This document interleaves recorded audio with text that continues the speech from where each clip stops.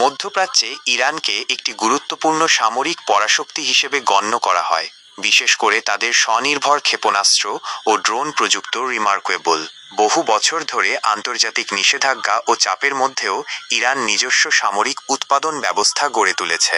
বিশেষজ্ঞদের মতে বর্তমানে ইরানের হাতে বিভিন্ন ধরনের ৩,০০০ থেকে ৪,০০০ ক্ষেপণাস্ত্র এবং কয়েক হাজার ড্রোন রয়েছে। এগুলোর মধ্যে স্বল্প, মধ্যম ও দূরপাল্লার ব্যালিস্টিক ক্ষেপণাস্ত্র যেমন ফাতেহ ১১০, সাহা-৩, ইমাদ ও সেজিল অন্তর্ভুক্ত, যেগুলোর পাল্লা ২,০০০ কিলোমিটারেরও বেশি। ইরানের ড্রোন, বিশেষত শাহেদ -১৩৬, মোহাজের ও আবাবিল সিরিজ, আত্মঘাতী ও নজরদারি অভিযানে ব্যবহৃত হয়। ইরান কেবল নিজেই এসব ড্রোন ব্যবহার করে না, বরং ইয়েমেনের হুথি বিদ্রোহী, লেবাননের হিজবুল্লাহ এবং সিরিয়ার মিত্র গোষ্ঠীগুলোকেও সরবরাহ করে। সামরিক বিশ্লেষকদের ধারণা, ইরান যদি প্রতিদিন গড়ে ১০০ থেকে ২০০টি ক্ষেপণাস্ত্র বা ড্রোন ব্যবহার করে, তাহলে তাদের এই অস্ত্রভাণ্ডার ২০ থেকে ৪০ দিন পর্যন্ত টিকে থাকতে পারে। তবে প্রকৃত যুদ্ধ পরিস্থিতিতে এই সংখ্যার তারতম্য হতে পারে।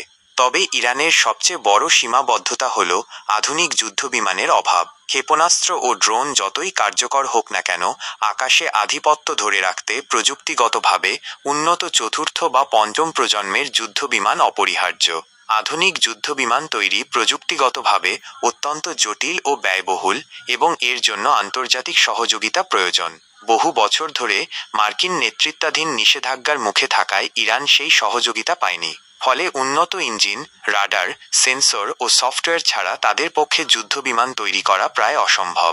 অন্যদিকে ইসরায়েল অত্যন্ত ছোট একটি রাষ্ট্র হলেও যুক্তরাষ্ট্র ও ন্যাটো মিত্রদের সহায়তায় অত্যাধুনিক সামরিক প্রযুক্তি অর্জন করেছে। এর সবচেয়ে শক্তিশালী দৃষ্টান্ত হল F-৩৫ স্টেলথ যুদ্ধবিমান। যুক্তরাষ্ট্রের লকহিড মার্টিনের তৈরি এই পঞ্চম প্রজন্মের যুদ্ধবিমানটি সহজে রাডারে ধরা পড়ে না।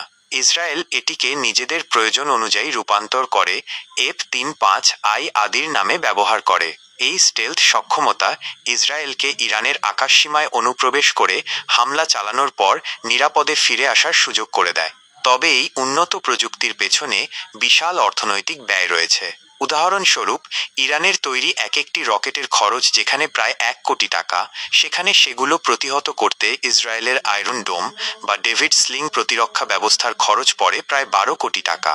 ইরান যদি দিনে ২০০টি রকেট ছোড়ে, তাহলে ইসরায়েলের দৈনিক প্রতিরক্ষা ব্যয় দাঁড়ায় প্রায় ৩,৫০০ কোটি টাকা। এই বিপুল ব্যয় দীর্ঘ সময় ধরে বহন করা ইসরায়েলের পক্ষে কঠিন, বিশেষ করে যদি যুক্তরাষ্ট্রের সাহায্য কমে আসে। এই যুদ্ধ পরিস্থিতির সবচেয়ে গুরুত্বপূর্ণ কৌশলগত দিক হল ইরানের ভৌগোলিক প্রতিরক্ষা ব্যবস্থা। বিশাল ভূখণ্ড এবং পাহাড় ঘেরা রাজধানী তেহরানের কারণে তাদের প্রতিরক্ষা ব্যবস্থা অত্যন্ত শক্তিশালী। এ কারণে যুক্তরাষ্ট্রের পক্ষেও ইরানে সরাসরি স্থল অভিযান চালানো অত্যন্ত কষ্টসাধ্য। ফলে এই সংঘাত ধীরে ধীরে একটি ক্ষয়িষ্ণু যুদ্ধে, ওয়ার অফ অ্যাট্রিশন, রূপ নিতে পারে। বিশ্লেষকরা এই যুদ্ধের ৩টি সম্ভাব্য পরিণতির কথা উল্লেখ করেন। ১. ইরানের সরকার পতনের চেষ্টা, অভ্যন্তরীণ অসন্তোষ এবং বাইরের চাপে ইরান অস্থিতিশীল হয়ে উঠতে পারে। ২.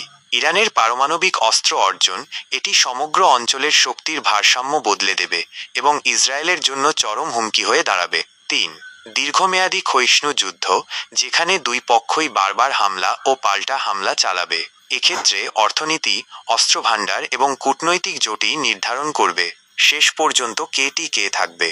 ইরান যদি পারমাণবিক অস্ত্র অর্জনে সফল হয়, তবে যুদ্ধের গতিপথ আমূল বদলে যাবে। এই আশঙ্কা থেকেই ইসরায়েল আগেভাগে ইরানে প্রতিরোধমূলক হামলা চালাতে আগ্রহী। কিন্তু যদি সরকার পতন না ঘটে এবং ইরান পারমাণবিক শক্তিধর হতে না পারে, তাহলে যুদ্ধ দীর্ঘস্থায়ী হবে এবং উভয় পক্ষের সামরিক ও অর্থনৈতিক শক্তি ধীরে ধীরে ক্ষয় হতে থাকবে।